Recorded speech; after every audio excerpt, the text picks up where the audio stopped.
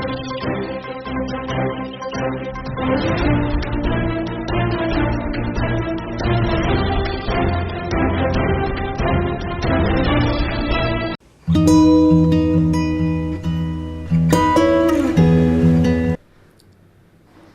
आवाज की एक खास मुलाकात में आज मुलाकात कर रहे हैं अजय जी केडिया, जो केडिया कैपिटल से हैं और मुंबई से बिलोंग करते हैं। कमोडिटी में आपका एक्सपर्ट है, आपका एक्सपर्टाइजेशन कमोडिटी और फाइनेंस सेक्टर रहा है और लास्ट 15-20 सालों से अपना सर्व कर रहे हैं पब्लिक में। जी अजय जी, आपका स्वागत है आपकी आवाज पे। नमस्कार जी सर। मेटल्स की बात कर लें, क्योंकि आप कमोडिटी से हैं, मेटल्स में खासतौर का आपका एक्सपर्टाइजेशन है, तो मेटल्स को जो क्या मतलब क्या कहानी कह रही है metals, investment point of view से किस तरह से देख रहे हैं, लास्ट 2-3 साल की हिस्ट्री क्या रहती है, और आपने 30-40 साल की अभी लास्ट चर्चा में बताया कि 30-40 साल में मेटल ग्रोइंग ही रहा है, तो इसको किस तरह से देखते हैं? देखिए, अगर कमोडिटी की अगर बात करें तो कमोडिटी की एक सुपर साइकिल रहती है। हम देखते हैं कि हमारे लिए निवेश के लिए काफ़ी विकल्प रहते हैं, चाहे हम प्रॉपर्टी की बात करें, चाहे इक्विटी की बात करें, चाहे कमोडिटी की बात करें। लेकिन सबसे इम्पॉर्टेंट निवेशकों के लिए ये समझना है कि साइकिल कौन सी चल रही है। उदाहरण के तौर पे अगर हम देखें तो हमने देखा 2008 के अंदर इक्विटी मार्केट जब क्रैश हुआ था, तब सोने चांदी इनमें एक ज़बरदस्त तेज़ी आई और एक उछाल बनता गया। लेकिन 2012 से लेकर 2019 तक या लगभग 2020 तक हमने देखा इक्विटी मार्केट का अच्छा परफॉर्मेंस था, जिसके चलते सोना, चांदी, बेस मेटल इन सब में एक रुखापन हम बोल सकते हैं या बड़ा कोई गेंस नहीं आए थे। लेकिन 2020 एक काफ़ी बेंचमार्क ईयर रहा है कमोडिटी मार्केट के लिए भी और इक्विटी मार्केट के लिए। जैसे कि हम जानते हैं कि कोविड अनाउंसमेंट या पेंडेमिक का अनाउंसमेंट मार्च 2020 में हुआ था, जिसके बाद इक्विटी मार्केट में एक ज़बरदस्त गिरावट का माहौल बन चुका था और एक अच्छी गिरावट भी आई थी ग्लोबल मार्केट में, क्योंकि जब भी कोई पेंडेमिक होती है तो उसका असर रिस्की एसेट्स पे होता है। बट वहीं हमने दूसरी ओर देखा सोने चांदी में इनिशियल गिरावट के बाद एक ज़बरदस्त तेज़ी का माहौल बना, जहां सोना 56,000 का लेवल अगस्त 2020 में आता हुआ दिखाई दिया और चांदी ने भी लगभग 75,000 का लेवल दिया। लेकिन 2020 से लेकर 2020 अब ख़त्म होता हुआ दिखाई दे रहा है। इस बीच में हमने देखा कि इक्विटी के अंदर थोड़ा पार्टिसिपेशन बढ़ा, ज़्यादा अच्छे से बढ़ा है रिटर्न के पॉइंट ऑफ व्यू से भी। लेकिन अब अगला साल 1.5 साल की अगर हम बात करें तो हमें लगता है कि सोने और चांदी के अंदर एक अच्छा खासा उछाल रहेगा, क्योंकि जो एनवायरनमेंट सोने और चांदी के लिए पॉजिटिव बनाता है वो इस वक्त ऑलरेडी प्रिवेल कर रहा है 2022 में और 2023 के अंदर भी रहेगा। जैसे कि सोने और चांदी के लिए सबसे पहला अगर हम बात करें तो इसके अंदर होता है जियोपॉलिटिकल टेंशन, कि जब भी लड़ाई के जैसे माहौल बनता है तो सोने और चांदी में एक सेफ हेवन बाइंग बनती है। तो 2022 के अंदर लगभग हमने सोने में 13% का तेजी आते हुए देखी है और चांदी में 10% की तेजी बनते हुए देखी। तो ऐसे ही कुछ और माहौल है जो हमें लगता है कि 2023 में कंटिन्यू रह सकता है। एक रिस्क फैक्टर रहता है कि कमोडिटी में, वो सोना और चांदी के साथ आप किस तरह से देख रहे हैं और हिस्ट्री क्या रही है? अगर इन्वेस्टर्स की बात करें कि इन्वेस्टर एक हिस्ट्री को देखते हुए इन्वेस्ट करता है, और गोल्ड और सिल्वर तो अपना में एक बड़ी कमोडिटी है ही। बिल्कुल, काफ़ी अच्छा सवाल है, क्योंकि इंडिया को सोने की चिड़िया भी कहते हैं। और इंडिया में अगर हम देखें तो सोने को हम कंज्यूम करते हैं, सोने को हम बाय नहीं करते हैं।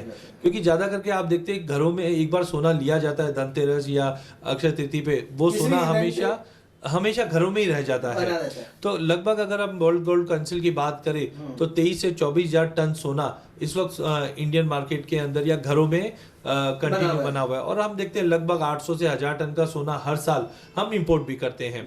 तो अब तक हमने ये देखा था कि अगर पिछले साल के अगर ट्रैक रिकॉर्ड की बात करें तो इक्विटी मार्केट ने नो डाउट 200-250% के गेंस दिए पिछले 15 सालों में, लेकिन सोने ने भी उससे कम नहीं दिए। लगभग 450% की तेजी सोने में आई है। अगर हम 2005 की बात करें तो 2005 में सोने का भाव लगभग 5200 रुपए का भाव हुआ करता था, और आज हम बात करें तो 54,000 का भाव है। तो इतनी बड़ी तेजी, बिल्कुल इतनी बड़ी तेजी आइडियली बनती है, तेजी बनती है। और जो एनवायरनमेंट की मैं बात कर रहा था, अब ये काफी इंपॉर्टेंट रहता है, क्योंकि देखो सोने को तेजी के लिए कुछ ग्राउंड चाहिए। तो जियोपॉलिटिकल टेंशन इस वक्त रशिया यूक्रेन का बना हुआ है, अगले 5-10 साल रहने वाला ही है। बिल्कुल, क्योंकि जहां टेंशन है वहां कैपिटल, बिल्कुल। तो एक टेंशन हो गया, दूसरा हो गया रिसेशन, इन्फ्लेशन के फियर्स, जिस ढंग से महंगाई बढ़ रही है तो ज्यादा करके महंगाई का दोस्त सोना माना जाता है। तो जब जब महंगाई बढ़ती, चाहे 2008 में जब हमने देखा कि फाइनेंशियल क्राइसिस आया था, तब भी सोने में एक अच्छा उछाल आया था और सोना इंटरनेशनल में $1920 2011 में जाके दिखाया था। तो हमें लगता है अगले 2-3 साल तक सोने में तेजी बनी रहेगी। सेंट्रल बैंक कंटिन्यू बाइंग कर रही है, फिजिकल में मार्केट में डिमांड कंटिन्यू मेंटेन है। तो हमें लगता है कि अगले 1.5-2 साल तक की भी अगर बात करें तो सोने और चांदी दोनों में ही तेजी रहेगी। और चांदी एक इंडस्ट्रियल मेटल भी है। चांदी में अगर हम देखें तो EVs, electric vehicle, solar panel, 5G technology, इन सब के अंदर भी चांदी का यूज है। तो मुझे लगता है कि जो अभी एनवायरनमेंट बना है ये बिल्कुल, जैसे अगर हम बात करें तो सोना चांदी 2023 में एक सुपर डुपर रिटर्न इन्वेस्टर को देंगे। और इंडियन आदमी तो वैसे भी सोना चांदी छोड़ता नहीं है और अभी हमें लगता है कि 2023 में अच्छे रिटर्न्स बन सकते हैं। एक कमोडिटी में एक रिस्क फैक्टर होता है, उसको आम बोलचाल की भाषा में आप बोल रहा हूँ कि किस तरह से लोग लेते हैं कि उसको एक रिस्क फैक्टर को बोलते हैं कि आप ये एक जुआ है, एक तरह का कमोडिटी बोले तो एक जुआ है। लेकिन मेरा मानना है अजय जी, और आपका भी शायद मानना यही होगा कि जुओं का अगर उसको ट्यून कर लें, अगर उसको स्टडी कर लिया जाए, उसके एक्सपर्टाइजेशन ले ली जाए और उसको समझ लिया जाए, तो वो जुआ नहीं होके वो एक्सपर्टाइजेशन में बदल के आप उसको बिजनेस ग्रेन में शामिल कर सकते हैं। तो आप किस तरह से देखते हैं? बिल्कुल जी, जिस चीज़ की जानकारी नहीं होती उसे हम सट्टा कहते हैं या स्पेकुलेशन कहते हैं। लेकिन अगर पूरी चीज़ की जानकारी होती है तो उसे हम यूज़ कर सकते हैं हमारे बिजनेस में भी और हमारे इन्वेस्टमेंट के तौर पे भी। फॉर एग्जांपल कमोडिटी मार्केट को कुछ लोग मानते हैं कि ये स्पेकुलेटिव प्लेटफॉर्म है, बट आप देखिए कि जैसे असेट क्लास हम इक्विटी को मानते हैं, म्यूचुअल फंड को मानते हैं, वैसे कमोडिटी भी एक बड़ा असेट क्लास है। फिजिकल में तो इंडिया सोने और चांदी में निवेश करती है, लेकिन थोड़े बहुत अगर हम देखें मार्केट में जो ये चीज़ें चल रही है तो उसकी अगर जानकारी है, खास करके ये इंडस्ट्रीज या जो ज्वेलर्स है इनके लिए काफ़ी सपोर्ट करती है। जैसे कि आप जानते हैं कि भाव में बड़ी उतार या चढ़ाव रहता है बिकॉज डिमांड सप्लाई। पहले क्या होता था कि इंडियन इकोनॉमी क्लोज इकोनॉमी थी, इसकी वजह से हमें बाहर की चीज़ों का पता नहीं चलता था। लेकिन आज अगर यूएस के प्रेसिडेंट ने कोई स्पीच दी है या कोई भी इवेंट हुआ किसी भी कोने में, तो वो पब्लिकली आ ही जाता है। सोशल मीडिया बोल रहे हैं या डिजिटल बोल रहे हैं या कम्युनिकेशन काफी फास्ट है। तो अभी लड़ाई हुई तो हम जानते हैं कि लड़ाई हुई तो सोने में तेजी आएगी। तो हमने देखा अभी ये साल ही 13% की तेजी आई। तो मुझे लगता है ये स्पेकुलेशन नहीं है। अगर आपको जानकारी है कि भाई इन्वेंट्रीज कम हो चुकी है या प्रोडक्शन कम है तो भाव में तेजी आएगी, इन्फ्लेशन है, तो इनकी जानकारी रहेगी तो ये स्पेकुलेशन नहीं, ये इन्वेस्टमेंट का एक बहुत ही बेहतरीन तरीका है। और इंडस्ट्री इस चीज को हेजिंग के तौर पे यूज कर सकते हैं, क्योंकि बहुत बार उनका रिस्क होता है कि अगर भाव में अचानक गिरावट आ जाए तो उनका जो स्टॉक है उस पर उनको नुकसान झेलना पड़ता है।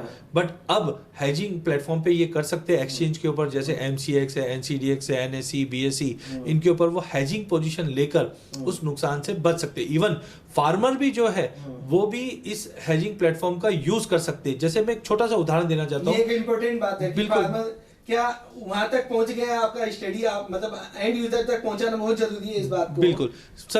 सपोज हम बात करते हैं राजस्थान, हम जैसे जानते हैं मस्टर्ड का मस्टर्ड जीरा इनके काफी बड़ा राज्य है। पिछले साल हमने देखा था कि मस्टर्ड के भाव लगभग 8-9 हजार पहुंच गए थे। अब फार्मर की इच्छा है कि मैं इस बार अगर सोइंग करूं तो मुझे वही 8-9 हजार या प्रिवेलिंग भाव मिलना चाहिए। लेकिन होता क्या है, जब फसल आती है फरवरी मार्च में तब भाव गिर जाती है, क्योंकि एकाएक मार्केट में अराइवल प्रेशर आने लग जाता है और भाव गिरकर 5,000 होता है। वहां पे हमारे अन्नदाताओं को नुकसान उठाना पड़ जाता है। लेकिन एक्सचेंज के ऊपर ये बेनिफिट है उनके लिए, FPOs बेनिफिट ले सकती है कि जब वो सोइंग करती है वो टाइम पे एक्सचेंज के ऊपर भाव देखकर वो हेज कर सकते हैं। मतलब मेरे प्रोडक्शन अगर 100 टन मेरे को माल आने वाला है तो एक्सचेंज पे मैं पहले ही बेचकर उसको हेज कर सकता हूँ। अब होगा हेजिंग को एंड यूजर के हिसाब से आप थोड़ा और इसको क्लियर करें और थोड़ा और डिस्क्राइब करें कि हेजिंग है क्या और इस प्लेटफॉर्म का सपोर्ट कैसे लेके वो अपने रिस्क फैक्टर को कम कर सकता है। तो मैं हेजिंग के अंदर फार्मर का ही हम एग्जांपल लेते हैं, क्योंकि हमारे अन्नदाता है और जिस ढंग से उन्होंने जो दुख चाहा है उसके लिए कैसे यूज कर सकते हैं। तो फॉर एग्जांपल अगर हम मस्टर्ड की बात करें, राइडे की सोइंग पिछले साल राइडे में जबरदस्त तेजी बनी, जहां पे हमने देखा राइडे के भाव 8,000 तक पहुंच गए थे, 8-9 हजार के करीब आ गए थे। फार्मर ने ये साल देखा कि 8-9 हजार के भाव है तो हमें सोइंग करनी चाहिए ताकि हमें ये भाव का बेनिफिट मिले। लेकिन होता क्या है, जब सोइंग करने जाते हैं तो 8,000 का भाव होता है, जब फसल आती है तो भाव टूटकर 5,000 हो जाता है, तो ये नुकसान उनको बहुत महंगा पड़ जाता है। तो एक्सचेंज के प्लेटफॉर्म पे जैसे NCDX है, ये एग्री एक्सचेंज है, इनके प्लेटफॉर्म पे, या कॉटन के लिए MCX है, इनके प्लेटफॉर्म पे फार्मर जब भाव देखता है, वो टाइम पे भाव सोइंग करने के टाइम पे एक्सचेंज पे भाव देखकर वहां पे अपनी फसल को ब्लॉक कर सकता है, बुक कर सकता है। लेट से 8,000 के भाव में एक्सचेंज पे बुक कर दिया। अब 4 महीने के बाद उसके लिए उन्हें एक अकाउंट खोलना पड़ेगा FPO द्वारा, एक्सचेंज पे FPO के द्वारा। हाँ, FPO जो फार्मर प्रोड्यूसर ऑर्गेनाइजेशन है, उसको बोलकर हम एक्सचेंज में अकाउंट खुलवा सकते हैं। ठीक है, फार्मर का खुलेगा, FPO का खुलेगा? FPO का खुलेगा। फार्मर खुद भी खुलवा सकता है, बट एक FPO जो माननीय प्रधानमंत्री जी ने बहुत ही सक्षम एक संस्था बनाई है, वो इसका उपयोग ज्यादा अच्छे से कर सकती है। अब 8,000 के भाव में FPO ने अपना प्रोडक्शन ब्लॉक कर दिया है, और उनको अब ये पता है कि अगर भाव नीचे टूट भी जाए तो उनको 8,000 रुपया मिलेगा। अब मार्च में जब फसल आती है और हम अज्यूम करते हैं भाव, क्योंकि अराइवल प्रेशर रहता है, तो भाव में गिरावट आई और भाव 5,000 रुपए भी हो गए। लेकिन FPO ने अक्टूबर नवंबर मंथ में 8,000 में जो बुक किया था, तो उन्हें 8,000 रुपया ही मिलेगा। तो इस ढंग से एक्सचेंज का उपयोग FPO कर सकती है। तो ये फिजिकली माल डिलीवर होगा या कैसे, क्या मतलब? एक्सचेंज पे FPO ने माल बेचा है, जब मार्च में माल आएगा FPO के पास, फार्मर के पास, तब वो एक्सचेंज पे ये माल डिलीवर कर सकते हैं। तो उनकी मंडी में जैसे हम माल डिलीवर करते हैं, वैसे एक्सचेंज पे भी माल दिया जा सकता है। ओके, माल दिया जा सकता है। बिल्कुल बिल्कुल बिल्कुल।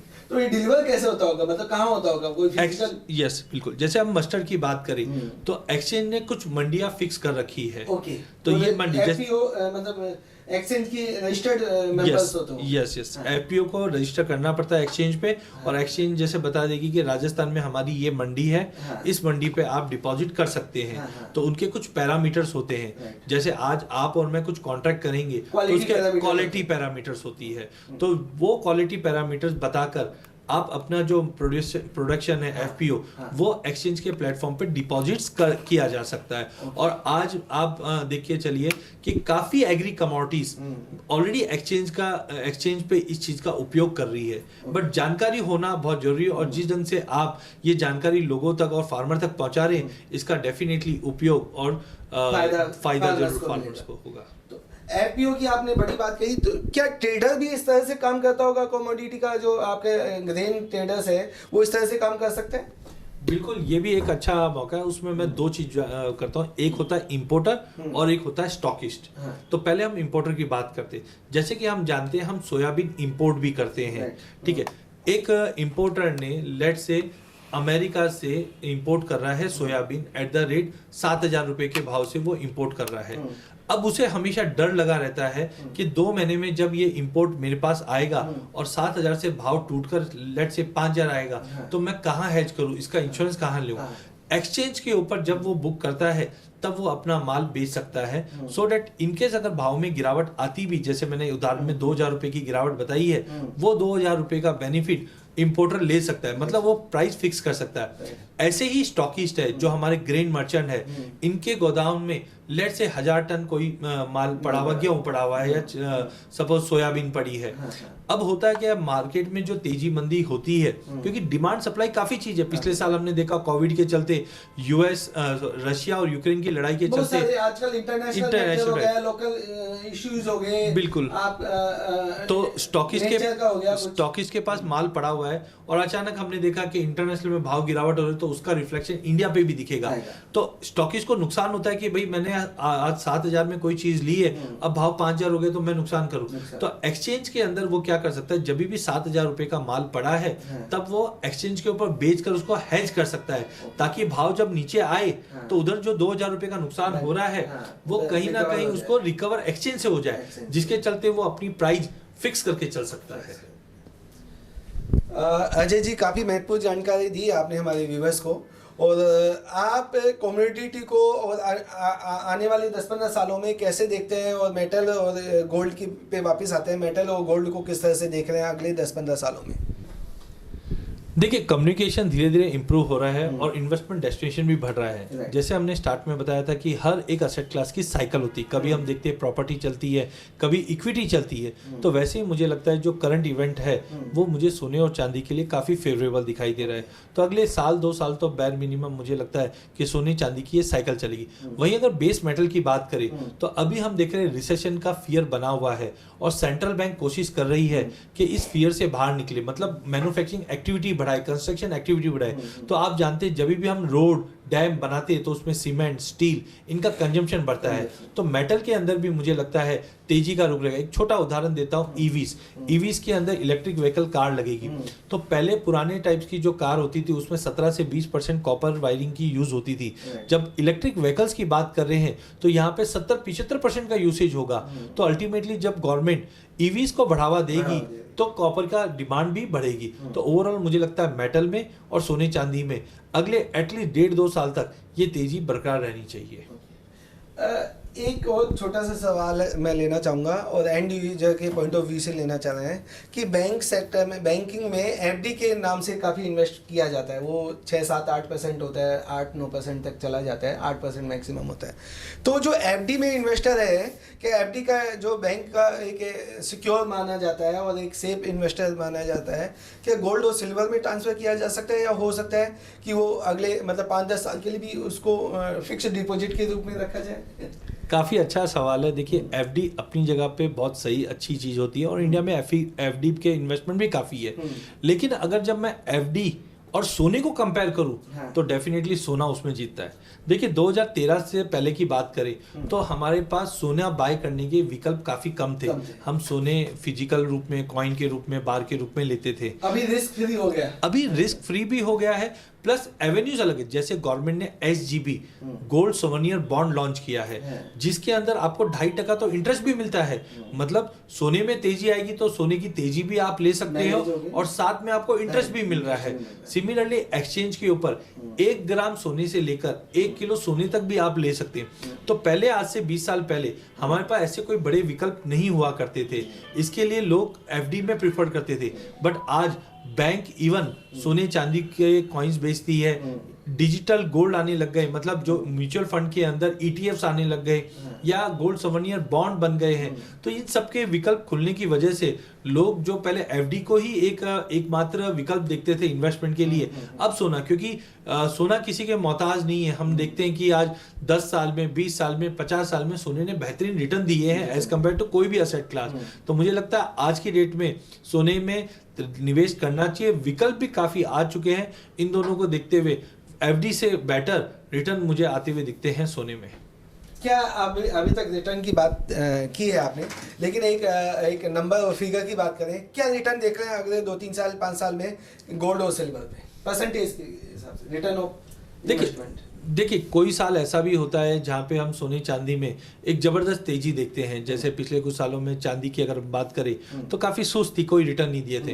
लेकिन पिछले 1.5 महीने के अंदर अंदर चांदी ने कम से कम 53,000 से 70,000 का बड़ा उछाल लगाया है। मुझे लगता है कि एक डबल डिजिट का रिटर्न एक मान्यता रहनी चाहिए कि मिले। जैसे ये साल में अगर 2022 की बात करें तो सोने ने लगभग 13% का रिटर्न दिया है, चांदी ने 10% दिया है। तो अगले 2 साल की बात करें तो फैक्टर्स में मुझे चांदी ज़्यादा स्ट्रांग दिखाई दे रही है। तो अगर हम 2 साल की अगर बात करके चलते हैं तो गोल्ड में लगभग मुझे लगता है कि 20-22% तक के भी रिटर्न बन सकते हैं गोल्ड में बिल्कुल। तो मुझे लगता है कि गोल्ड अगले अगर 2 साल की बात करें तो 20% के लगभग करें तो 65 से 68,000 के बीच में सोना 2 साल में जा सकता है। बट वहीं चांदी की बात करते कि चांदी EV, सोलर पैनल, इन सब में भी कंजम्पशन भी है, मेटल्स का भी। तो चांदी में मुझे लगता है कि ये जो रिटर्न है ये अप टू 50% के बियॉन्ड भी जा सकता है, बिकॉज इंडस्ट्रियल कंजम्पशन भी। और पिछले 10 साल से चांदी बढ़ी भी नहीं है। माइनिंग मतलब इंटरनेशनल माइनिंग भी होती है चांदी और गोल्ड का। तो इसको किस माइनिंग के हिसाब से, मतलब जो फैक्टर बन रहे हैं, जो माइनिंग की पोजीशन है, अभी आप इंटरनेशनली सारी चीज़ों को स्टडी करते हैं, देखते हैं, तो माइनिंग क्या ऐसा तो नहीं है कि कहीं माइनिंग ज़्यादा बढ़ जाए और वो डाउनफॉल आ जाए? देखिए माइनिंग बढ़ सकती है लेकिन उसके लिए भाव बढ़ना जरूरी है। अगर रिसेंटली देखें तो सोने का जो कॉस्ट मानी जाती है माइनिंग की या रिफाइनरी की वो होती है $1520।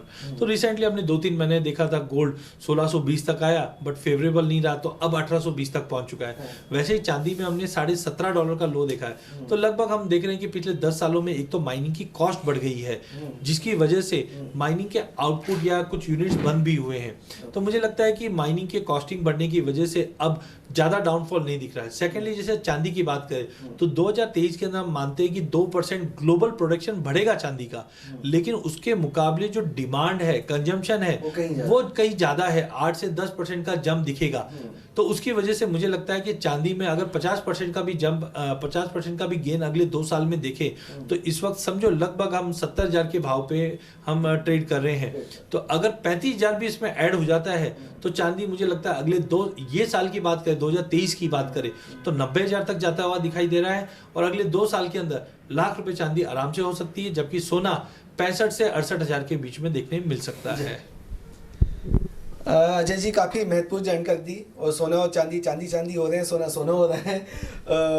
अजय जी से इस तरह की नॉलेज वाले इनपुट लेते रहेंगे और हमारे व्यूवर्स के साथ हम शेयर करते रहेंगे, दिखाते रहेंगे।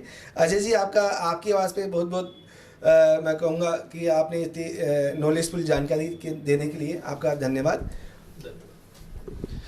धन्यवाद सर। जो भी मैंने एक डिस्क्लेमर जरूर रहता है हमारे इन्वेस्टमेंट का, तो जो भी हमने आज डिस्कस किया उसमें मेरी कोई पोजीशन नहीं है, बट मेरे क्लाइंटों की जरूर हो सकती है और मैं कोशिश करूंगा ऐसी महत्वपूर्ण जानकारी आपके साथ और आपके चैनल पे जरूर मैं साझा करता रहूँगा। बहुत बहुत धन्यवाद।